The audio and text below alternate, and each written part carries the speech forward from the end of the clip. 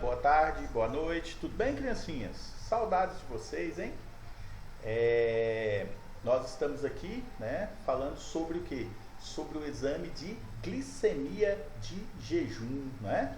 Deixa eu trocar esse apontador aqui. Estamos falando sobre o exame de glicemia de jejum. Essa foi o quê? Foi a nossa aula passada, né? Nossa aula da semana passada, tá? Bom, pessoal, eu vou estar gravando essas aulas aqui só para a gente relembrar o seguinte: a gente tem 3 encontros durante a semana, não é verdade? E o que vai acontecer? Nesses encontros, eu vou passar uma matéria da semana, né? Quer dizer, os outros 2 encontros vão ficar para vocês o quê? Para vocês fazerem algum complemento dessa matéria que eu vou estar dizendo para vocês, tá bom? Nessa semana agora, eu vou passar para vocês essa aula que eu vou estar falando agora, né? Vou passar um texto junto. E o que vai acontecer? Na outra aula, eu vou estar passando o que? Atividade para vocês, um outro texto e atividade para vocês estarem respondendo, tá bom? Então eu vou dividir em 2 aulas, tá certo? Bom, pessoal, tudo bem, né? Saudade. Lembrando que a gente vai ter o que? As nossas aulas práticas, né? Provavelmente daqui a alguns dias. Bom, pessoal, nós estamos falando sobre o exame o que? O exame de glicemia de jejum, né? Então, assim, esse exame de glicemia de jejum, qual que é o objetivo desse exame? Bom, pessoal, esse exame, ele tem como objetivo diagnosticar o quê? A hiperglicemia e a hipoglicemia, né? Isso aí eu já até comentei com vocês, não é verdade, criancinhas? A hiperglicemia é o quê? É a diabetes, é o aumento da glicose a nível sérico, não é verdade? O que é sérico? Está presente na corrente sanguínea, né? E hipoglicemia vai ser o que? A diminuição dessa glicose na corrente sanguínea. Eu já falei para vocês que glicose nada mais é do que um carboidrato, uma espécie de açúcar, né? É o açúcar mais importante no nosso metabolismo, tá? No metabolismo do nosso corpo. E o que é essa diabetes mellitus, né? Olha, a diabetes ela tem nome e sobrenome. Quando eu falo mellitus, é o próprio nome da diabetes, tá bom? Diabetes mellitus, como Fabiano de Pina Bar, né?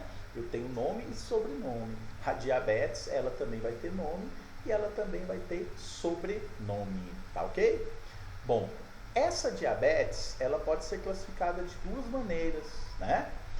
Nós podemos ter, na verdade 2 não, a gente tem uma terceira classificação aí que é mais rara, mas também existe, né? Bom, pessoal, eu tenho a diabetes tipo 1, a diabetes tipo 2 e a diabetes gestacional. O que vem a ser essa diabetes tipo 1? Olha só, a diabetes tipo 1 é a diabetes o que? Mais grave que a gente tem, né? É a diabetes mais grave. Por que ela é o quê? Por que ela é tão grave assim? O pâncreas, que é o órgão produtor da insulina, e o que é a insulina? A insulina é um hormônio capaz o quê? De retirar esse açúcar da corrente sanguínea e levar para os tecidos, né? Na diabetes tipo 1, esse pâncreas ele vai produzir uma quantidade muito pequena de insulina ou ele vai parar completamente a produção de insulina. E aí o que vai acontecer? Não vai haver a retirada da glicose da corrente sanguínea para os tecidos. Então, esse açúcar, né, essa glicose vai ficar acumulada onde? Vai ficar acumulada na corrente sanguínea. Tá ok, criancinhas?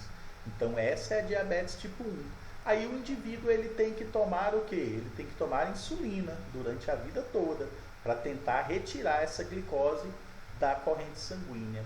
Tá certo? Não, professor, então é fácil, é só tomar insulina. Na verdade, não. Você tomar insulina é um problema seríssimo, tem que estar tomando todos os dias, tem que estar tomando o quê? Através de injeção na barriga, na perna, né? Você pode adquirir uma alergia para essa insulina sintética, ela é cara, tem todos uns problemas. Se você tomar demais, você vai ter uma hipoglicemia, que é a falta de glicose na corrente sanguínea, né? Então, assim, tem muitos problemas, tá? E se você deixar de tomar, você vai ter problemas seríssimos que vão te levar à morte, né? Então, essa é a diabetes tipo 1. Agora, a gente tem a diabetes tipo 2, né? Que jeito que é a diabetes tipo 2, criancinhas? A diabetes tipo 2 é o seguinte, é aquele cara que ele vai ingerir demais carboidrato, né? Ele vai ingerir demais açúcar e ele geralmente é uma pessoa obesa, né? Gordinha. E o que vai acontecer, criancinhas? A insulina que está sendo produzida pelo pâncreas, ela não é suficiente para retirar todo esse açúcar que está na corrente sanguínea, né? Então, aí assim, o indivíduo, se ele fizer uma dieta, se ele tomar umas outras medicações, diminuir o consumo de açúcar, essa insulina ela vai ser capaz de retirar esse açúcar da sua corrente sanguínea, né? Essa glicose da corrente sanguínea. Então, notem que a diabetes tipo 2, ela é o quê? Ela tem menos malefício, né? Ela é mais fácil de ser tratada do que a diabetes tipo 1. A diabetes tipo 1 ela não tem cura. Quando o pâncreas para de produzir insulina, o que vai acontecer? Ele nunca mais vai voltar. Aqui o pâncreas ele até está produzindo essa insulina. Acontece, criancinhas, que essa insulina ela não vai ser suficiente para o tanto de açúcar que o indivíduo está ingerindo, né? Lembrando que o açúcar está presente também nos carboidratos, né? Massa, pão, esse tipo de alimentação aí, tá certo? Agora tem um problema. O cara que tem diabetes tipo 2 durante muito tempo, ela pode vir a transformar na diabetes tipo 1. Aí esse indivíduo ele vai passar a ter que tomar o quê? Insulina, né? Insulina, tá certo? Então diabetes tipo 1, diabetes tipo 2. E nós temos também o que nós chamamos de diabetes gestacional. É aquela mulher que ela é gestante e no período gestacional ela vai desenvolver uma diabetes, né? E geralmente essa diabetes é uma diabetes até grave, uma diabetes forte, né? E terminada a gestação, o que vai acontecer? Essa diabetes vai sumir, né? Acaba sendo o quê? Um mistério. Não se sabe ainda dizer o que faz esse tipo de coisa. Mas acontece, apesar de ser o quê? Raro, 5 a 10% das mulheres desenvolvem esse tipo de diabetes gestacional, tá? Por isso que sempre o médico, quando a paciente ela é gestante, ele pede glicemia de tempo em tempo, pelo menos de 2 em 2 meses, né? Para saber se ela não está desenvolvendo essa diabetes gestacional, tá? Então, diabetes 1, insulino dependente. Diabetes tipo 2, não é insulino dependente, né? Às vezes com a dieta e outras medicações, ele consegue controlar essa taxa de glicose na corrente sanguínea, tá bom? Diabetes mellitus, ou mellitus, né? Mellitus ou mellitus, esse aqui é o sobrenome da diabetes, tá bom, criancinhas? Então, isso aqui, com isso a gente vai encerrar. A gente não vai falar mais sobre diabetes, né? A gente vai falar sobre o exame propriamente. Aliás, a gente ainda tem uma coisinha aqui para estar falando para vocês. Espera aí, para a gente começar a falar sobre o exame. Vamos passar para os próximos slides, ó. Sinais e sintomas da diabetes. Bom, vamos começar lá com os sinais. Vamos começar com esses sinais aqui. Bom, pessoal, primeira coisa, esses sinais aqui é uma pessoa que está com a diabetes descompensada. Ou seja, essa pessoa, ela não está fazendo o tratamento correto da diabetes, tá bom? Ou ela está no início, né? Ela nem sabe que tem diabetes, então ela não está fazendo o tratamento. Primeiro, ó, perda de peso excessiva, né? O indivíduo ele vai perder muito peso, tá? Ele vai perder peso, criancinhas, e vai estar comendo muito também, tá? E às vezes ele acha que é normal, ele pensa assim, ainda vai se gabar, né? Fala assim, nossa, eu tô perdendo muito peso, né? Eu tô perdendo peso, então quer dizer, eu tô bem, né? Mas na verdade não, o primeiro sinal da diabetes é isso aí, perda de peso excessiva, tá? Perda de peso excessiva. E o que acontece, criancinhas? Às vezes a pessoa nem percebe, né? E essa perda de peso é aquela perda de peso que sem explicação, né? Claro que se o indivíduo fizer uma dieta, tudo bem, mas é uma perda de peso sem explicação. Depois, criancinhas, ele vai ter uma coisa chamada polifagia. O que é essa polifagia? Tudo que ele vê, ele vai querer o quê? Comer, né? Então ele vai comer o quê? De forma excessiva. Ele vai comer o tempo todo ele vai estar o quê? Ingerindo alimentos, né?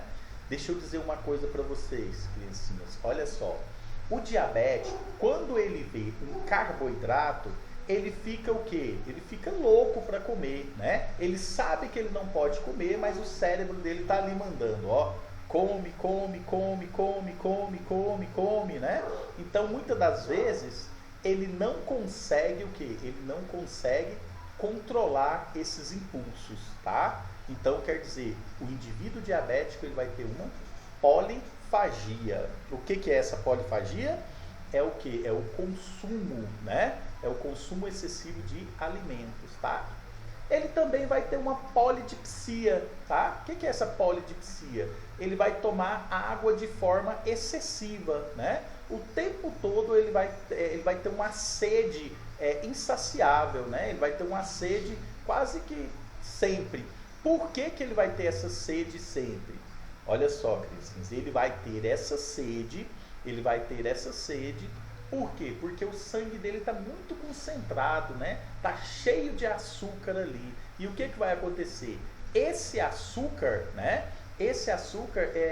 Vai induzir o organismo a pensar que ele está o quê? Desidratado, né? Ele vai estar desidratado, ou seja, ele vai estar necessitando de água para fazer o quê? Para fazer uma diluição do açúcar do sangue, tá bom? Bom, criancinhas, se ele vai ter polidipsia, ele vai ter também uma coisa chamada o quê? Poliúria. O que é poliúria? Ele vai urinar de forma excessiva, tá? Aquela pessoa que vai urinar 3, 4 vezes durante a noite, ela levanta e vai o quê? E vai urinar, né? Ela vai estar urinando o tempo todo, tá bom? Isso aí nós vamos chamar o quê? De poliúria, tá? Então esses aqui são os principais sinais da diabetes. De uma diabetes o quê? Descompensada. Se a pessoa apresentar 2 desses sinais, procura o médico e já faz o exame de glicemia de jejum, tá bom? Bom, pessoal, olha só, deixa eu dizer para vocês. Aí a gente tem as complicações da diabetes, né? Quais são as principais complicações? O que vai acontecer desse açúcar estar acumulado ali na corrente sanguínea? Bom, a gente vai ter o que nós chamamos de pé diabético. O que é esse pé diabético? A pessoa ela vai perder a sensibilidade, né? Ela perde muito a sensibilidade, porque vai haver acúmulo de açúcar nas terminações nervosas, e isso faz com que a pessoa perca a sensibilidade, né? Então essa pessoa muitas das vezes vai machucar ali o pé. E esse pé dessa pessoa, a circulação também vai chegar pouco ali, né? Por que vai chegar pouco ali no pé desse indivíduo, tá? Bom, é porque o sangue está muito concentrado, né? Ele está bem viscoso, está bem grosso, então ele não chega nos microvasos. E a pessoa vai machucar esse pé e ela não vai ter uma cicatrização boa, né? Ela não vai ter uma cicatrização boa. Aí o que vai acontecer? Ele machuca, não vai ter a cicatrização, e aí o que acontece, criancinhas?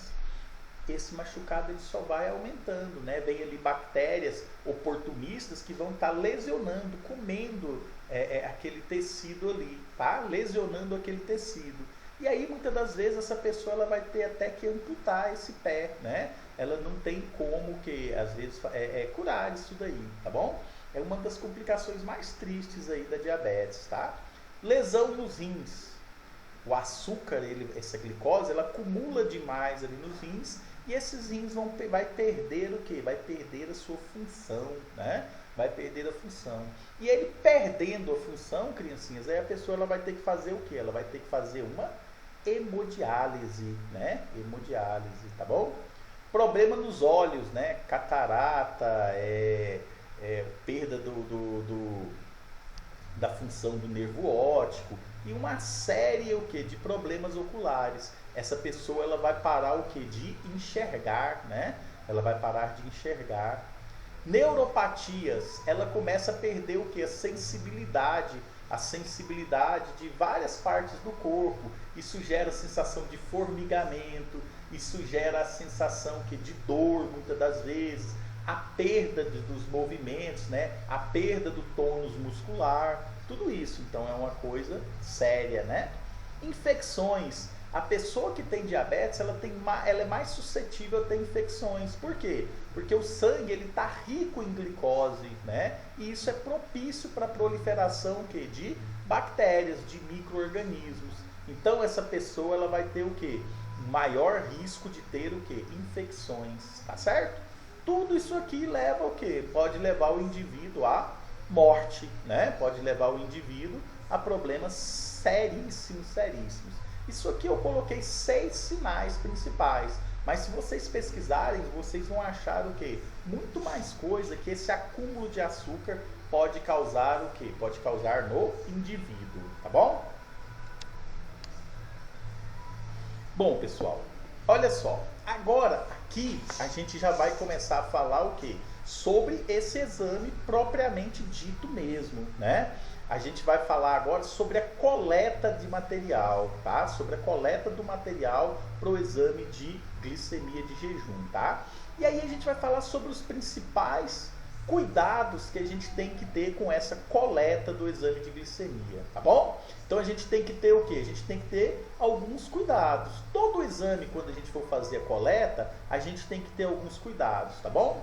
Bom, pessoal, olha só, o primeiro cuidado é jejum de 8 a 12 horas, tá certo?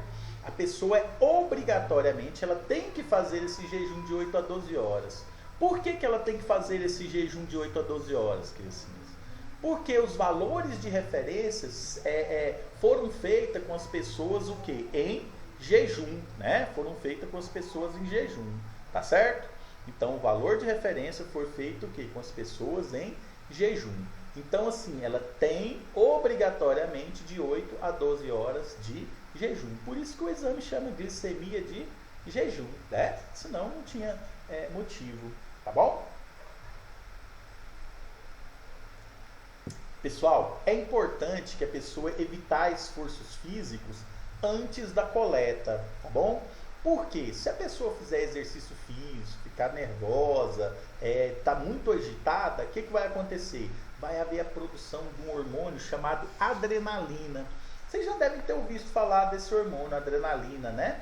Esse hormônio adrenalina, ele tem uma particularidade, ele é um hormônio hiperglicemiante, ou seja, ele estimula a presença de glicose na corrente sanguínea, né? Então, se você estiver muito agitado, se você estiver fazendo exercício físico, né? Quando você dosar a sua glicose, ela pode estar aumentada. Por que ela vai estar aumentada? Porque esse hormônio adrenalina foi produzido no seu corpo e ele está estimulando a presença de glicose na corrente sanguínea.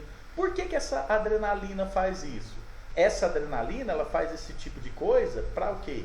Para aumentar o seu vigor, para aumentar a sua força, para você ter mais energia, tá? Então é legal que você não evitar de fazer esses esforços físicos, de ficar agitado, né?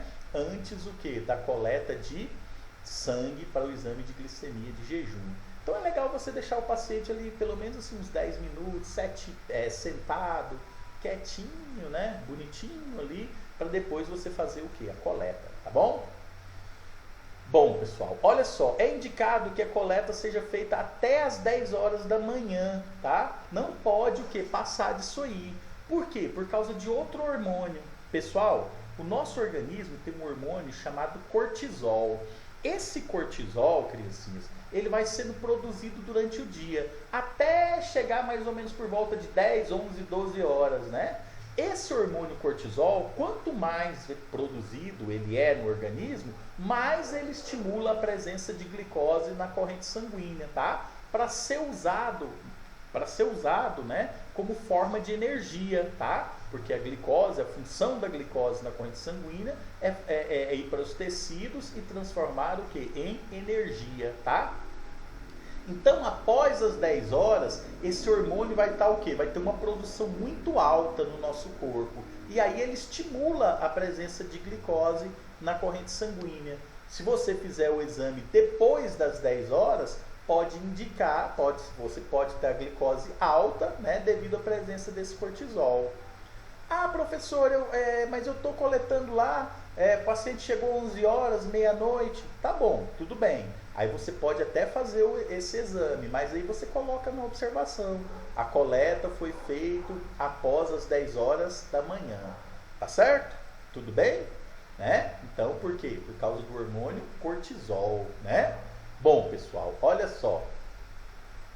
É indicado que essa coleta seja feita você utilizando o que? O plasma, né? O plasma, que é o que? O plasma fluoretado. Então a gente vai coletar o exame de glicemia de jejum no tubo de tampa cinza, que tem lá o que? O anticoagulante chamado fluoreto, né?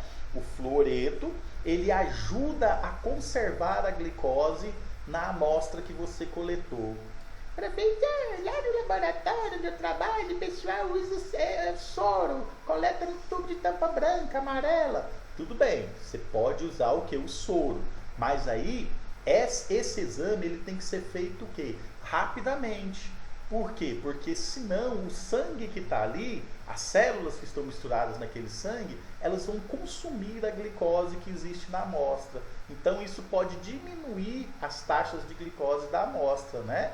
Dá um resultado falsamente baixo, né? Ele vai dar baixo, mas foi porque você não usou o fluoreto. Se você for demorar mais tempo a fazer o exame, aí você tem que usar o que? O plasma fluoretado. Por quê? Porque o fluoreto, esse anticoagulante fluoreto, ele vai conservar a amostra conservar a glicose na amostra por mais tempo, tá bom? Então, pessoal, olha só, isso aqui são os cuidados que você tem que ter durante a coleta do material, né? Então, vocês já viram que a gente vai usar para fazer o exame de glicemia o quê? O plasma fluoretado, tá? É bom que o paciente ele fique de repouso por causa da produção da produção de adrenalina. E é indicado que ele faça esse exame pelo menos até as 10 horas da manhã, tá certo? Entendidos, pessoal? Dúvidas? Algum ponto obscuro que vocês queiram debater? Deixa eu dizer, criancinhas, olha só. Se você tiver algum ponto obscuro, se você tiver alguma dúvida, o que você vai fazer? Eu vou deixar lá na plataforma um linkzinho para você clicar lá e tá assim, fórum de dúvidas, tá? Você pode escrever suas dúvidas lá, você vai escrever bonitinho as suas dúvidas lá, depois eu vou estar lendo e vou estar o quê? Respondendo essas dúvidas de vocês, tá bom? Então essa vai ser o quê? A nossa interatividade, tá bom? Claro que a gente vai ter algumas aulinhas online também, né? Vamos esperar estabilizar mais o site ali da escola e a gente vai começar a ter nossas aulas também o quê? Online, tá bom?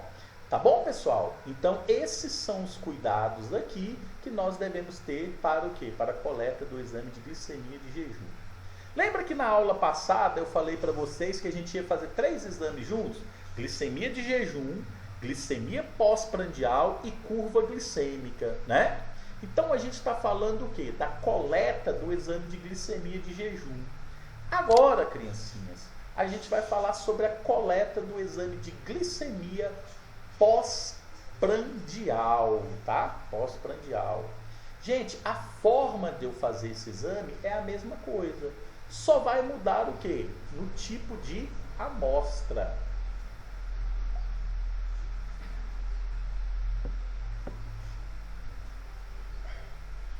Bom, olha só o tipo de amostra, né?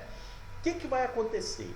Esse paciente, criancinhas, ele vai chegar no laboratório pela manhã, vai seguir todas essas observações aqui para coleta de glicemia de jejum e vai coletar o quê? Uma amostra em jejum, né? Vai coletar uma amostra de plasma fluoretado em jejum. E aí vai se fazer o quê? O exame de glicemia de jejum, normalmente. E aí o que vai acontecer? Depois dessa coleta, criancinhas, você vai recomendar esse paciente ir para casa, almoçar, e depois de 2 horas após o almoço, ele vai ter que estar no laboratório para fazer uma nova coleta de material, né? Do plasma novamente. Então, quer dizer, a glicemia pós-prandial, o paciente, ele tem o quê? Ele vai fazer uma glicemia de jejum e depois ele vai fazer uma glicemia 2 horas após o almoço, né? O que o médico ele quer ver isso? Ele quer ver o quê? A taxa de glicose. Se a taxa de glicose dele, o quê? Aumentou depois do almoço, depois de 2 horas ela tem o quê? Que voltar ao normal. Mas o que vai acontecer? O paciente diabético, essa taxa aumentou e depois de 2 horas, essa taxa ela vai continuar alta, né? Ela não vai o quê? Abaixar. Por quê? Porque o paciente ele não tem a insulina para retirar essa glicose da corrente sanguínea. Tá certo, criancinhas? Então, a glicemia pós-prandial é isso. O paciente, ele coleta o sangue em jejum e depois, 2 horas depois do almoço, ele vai coletar outra amostra para se fazer outro exame de glicemia. Que aí não vai ser glicemia de jejum, vai ser glicemia o quê? Pós-prandial. Tá certo, criancinhas? Alguns pacientes, muitas das vezes, vai dizer o seguinte: ah não, eu vou ali, vou comer um pão de queijo e depois de 2 horas eu volto. Não pode, criancinhas. Ele tem que almoçar. Ele tem que ter o quê? Uma carga grande de carboidrato, né? Porque senão essa glicose ela não vai aumentar, tá certo? Mesmo ele sendo diabético, né? Então tem que ser o quê? Um almoço rico em carboidratos, com macarrão, com arroz, com refrigerante de preferência, né? Com suco, com bastante açúcar, tá? Para o quê? Para essa glicose aumentar e ver se ela vai voltar o quê? 2 horas depois ela volta o quê? Ao normal, né? 2 horas é o tempo que o organismo consegue retirar esse açúcar da corrente sanguínea, tá certo? Outra coisa é que a glicemia de jejum, ela tem que ser feita, a glicemia de jejum e a glicemia pós-prandial, ela tem que ser feita o quê? No mesmo dia. Não adianta o paciente coletar a amostra em jejum e depois voltar 2 horas depois do almoço no outro dia, tá? Não vai adiantar nada. Esse parâmetro tem que ser feito o quê? No mesmo dia, Entendidos, criancinhas? Tá? Não pode ser o quê? Em dias diferentes. Entenderam então como é que é a glicemia pós-prandial? Que legal, né? Então aqui a gente aprendeu algumas coisas sobre a doença diabetes, né? A gente aprendeu como é que os cuidados que a gente tem que fazer para fazer a coleta de glicemia de jejum, tá? E agora a gente aprendeu o que é uma glicemia pós-prandial. A gente vai fazer um exame de glicemia 2 horas depois do almoço do paciente, né? Dúvidas? Algum ponto obscuro que vocês queiram debater? Não, né? Se tiver ponto obscuro, aquilo que eu falei para vocês, vão lá aonde? Lá no fórum de discussão, né? No fórum de dúvidas, tá bom? Clica lá no fórum de dúvidas e aí você vai lá colocar o quê? Colocar a sua dúvida. E depois o titio aqui, ele vai lá e vai estar respondendo para vocês, tá bom, criancinhas? Bom, então, o que eu queria falar para vocês hoje era isso, tá? Eu vou ver se eu ainda coloco essa semana mais um videozinho para vocês, da gente falando o quê? Da curva glicêmica, né? Um videozinho menor, tá bom? Então, é isso, pessoal. Qualquer dúvidas, vão lá no fórum de dúvidas, tá ok? Falou, criancinhas! Um abraço, fiquem com Deus e se cuidem, hein, criancinhas? Tchau, tchau!